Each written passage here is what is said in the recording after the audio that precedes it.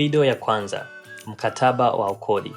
Karibu katika ofisi ya upangaji wa makazi. Katika video hii tunaangalia makubaliano ya upangaji. Mkataba wa upangaji ni mkataba wa kisheria ambapo mwenye nyumba hutoa umiliki wa mali ya kukodisha kwa mpangaji badala ya kodi. Inajumuisha masharti au sheria za kukodisha. Makubaliano haya yanaweza kufanya kwa njia moja kati ya mbili, kwa maneno au kwa maandishi. Mkataba ulioandikwa lazima ujumuishe taarifa kama vile majina ya kisheria ya wahusika wote, anwani ya mali ya kukodisha na kiasi cha kukodi kinachohitajika kulipwa.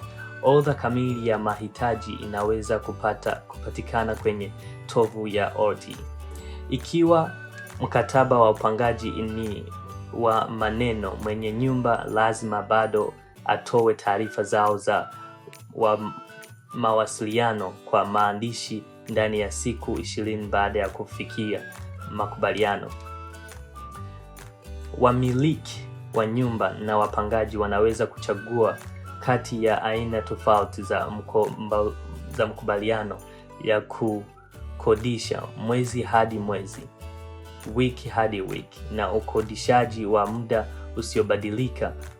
Ukodishaji wa kila mwezi au kila wiki unaendelea hadi utakapotishwa kihalali kwa notice inayofaa.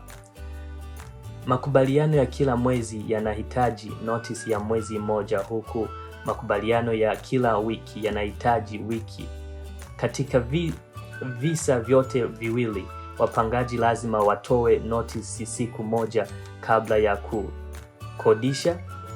Kwa mfano, ikiwa kodi inadaiwa tarehe ya kwanza ya Juni na mpangaji anataka kuhama kufikia mwisho wa Juni, notice lazima itolewe kabla ya tarehe 21 Mei.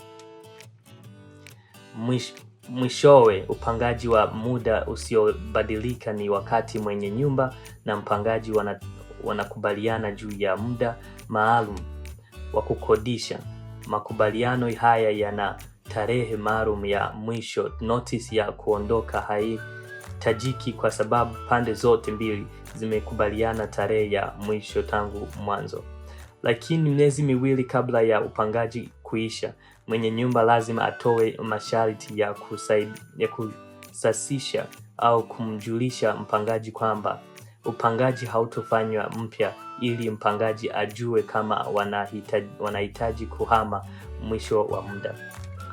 Hapa kuna kitu cha kukumbuka: kila makubaliano ya upangaji lazima yafuate yale yanayoitwa masharti ya kawaida. Hii ni orodha ya sheria zinazotumika kwa kila ukodishaji katika jimbo.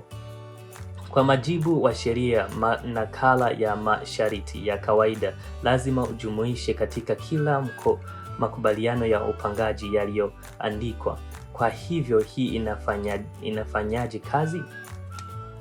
Kwa mfano, masharti kawaida yanasema kwamba mpangaji lazima aache mali hiyo ikiwa safi na bila kuharibiwa, hata kama makubaliano ya upangaji yanawahitaji wapangaji kusafishwa kwa zuio la kitaalamu kabla ya kuondoka. Mpangaji